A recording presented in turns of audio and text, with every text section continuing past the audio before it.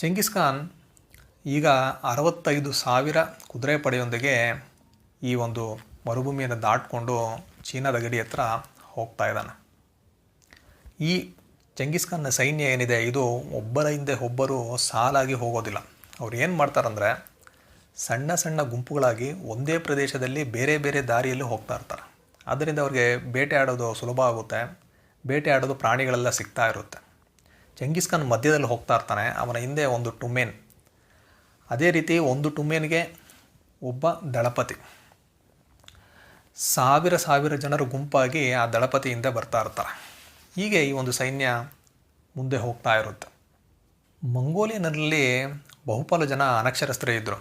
ಅಲ್ಲಿ ಅಕ್ಷರ ಕಲಿತವರು ತುಂಬ ಕಡಿಮೆ ಜನ. ಈಗ ಈ ಪಯಣದಲ್ಲಿ ತನ್ನ ಸೈನಿಕರಿಗೆ ಯಾವುದಾದ್ರೂ ಒಂದು ಸುದ್ದಿಯನ್ನು ತಿಳಿಸಬೇಕಾದ್ರೆ ಅದನ್ನು ಬರಹದ ರೂಪದಲ್ಲಿ ತಿಳಿಸೋದು ತುಂಬ ಕಷ್ಟ. ಆದ್ದರಿಂದ ಬಾಯಿಂದ ಬಾಯಿಗೆ ಮೌಖಿಕವಾಗಿ ಆ ಸುದ್ದಿಗಳನ್ನು ಅವರು ತಿಳಿಸಬೇಕಾಗಿರುತ್ತೆ. ಆದರೆ ಇದರೊಳಗೆ ಒಂದು ಸಮಸ್ಯೆ ಏನಂದರೆ ಅದು ಬಾಯಿಂದ ಬಾಯಿ ಒಂದು ಸುದ್ದಿ ಹೋದರೆ ಅದು ಮೂಲ ಸುದ್ದಿ ಏನಿದೆ ಅದು ಬದಲಾಗಿ ಕೊನೆಗೆ ಅದು ಬೇರೆ ಒಂದು ಸುದ್ದಿಯಾಗಿ ತಲುಪ್ತಾ ಇರುತ್ತೆ. ಈ ಒಂದು ಸಮಸ್ಯೆಯನ್ನು ಹೇಗೆ ಬಗೆಹರಿಸೋದು ಅಂತ ಯೋಚನೆ ಮಾಡಿ ಅವ್ರು ಏನು ಮಾಡ್ತಾರಂದರೆ ತಾವು ಏನು ಸುದ್ದಿಯನ್ನು ತಿಳಿಸಬೇಕು ಅದನ್ನು ಒಂದು ಹಾಡಿನ ರೂಪದಲ್ಲಿ ಮಾಡಿ ಅದನ್ನು ಹಾಡ್ತಾ ಆ ಸುದ್ದಿಯನ್ನು ಒಬ್ಬರಿಂದ ಒಬ್ಬರಿಗೆ ಮುಟ್ಟಿಸ್ತಾರೆ. ಮಂಗೋಲಿಯನರಿಗೆ ಸಂಗೀತ ಹಾಗೂ ಹಾಡಿನಲ್ಲಿ ತುಂಬ ಆಸಕ್ತಿ ಇತ್ತು. ಅವರ ಹಲವಾರು ನಿಯಮಗಳು ಹಾಗೂ ಕಾನೂನುಗಳು ಹಾಡಿನ ರೂಪದಲ್ಲಿ ಮಾಡಿಕೊಂಡಿದ್ದರು. ಈ ಪಯಣದಲ್ಲೂ ಸಹ ಅವರು ತಮ್ಮ ಒಂದು ಕಾನೂನು ನಿಯಮಗಳನ್ನು ಹಾಡಿನ ರೂಪದಲ್ಲಿ ಹಾಡ್ತಾ ತಮ್ಮ ಪಯಣವನ್ನು ಅವರು ಮುಂದುವರಿಸ್ತಾರೆ. ಚೆಂಗಿಸ್ ಖಾನ್ನ ಈ ಮಂಗೋಲಿಯ ಪಡೆ ಚೀನಾವನ್ನು ಮುಟ್ತಾ ಇದೆ. ಆಗ ಚೆಂಗಿಸ್ ಖಾನ್ ಮುಂದೆ ಚೀನಿಯರು ನಿರ್ಮಿಸಿರುವಂತಹ ಸುರಕ್ಷತೆಗಾಗಿ ನಿರ್ಮಿಸಿರುವಂತಹ ಬೃಹತ್ ಗೋಡೆ ಕಾಣಿಸುತ್ತೆ.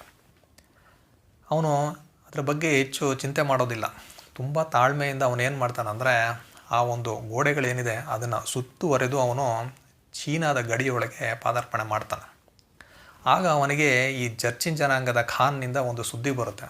ಆ ಸಂದೇಶ ಏನಿರುತ್ತಂದರೆ ಸಾಗರದಂತೆ ವಿಸ್ತಾರವಾಗಿರುವಂತಹ ನಮ್ಮ ಸಾಮ್ರಾಜ್ಯ ಒಂದು ಇಡೀ ಮಣ್ಣಿನ ರೀತಿ ಇರುವಂತಹ ಮಂಗೋಲಿಯ ಸಾಮ್ರಾಜ್ಯಕ್ಕೆ ಹೆದರ್ಕೋಬೇಕಾ ಅಂತ ಅವನು ಒಂದು ಸಂದೇಶವನ್ನು ಕಳಿಸ್ತಾನೆ. ಚೆಂಗಿಸ್ ಖಾನ್ ಇದರ ಬಗ್ಗೆ ಎಲ್ಲ ಏನೂ ಯೋಚನೆ ಮಾಡೋದಿಲ್ಲ. ಅವನು ತನ್ನ ಪಯಣವನ್ನು ಮುಂದುವರಿಸ್ತಾನೆ.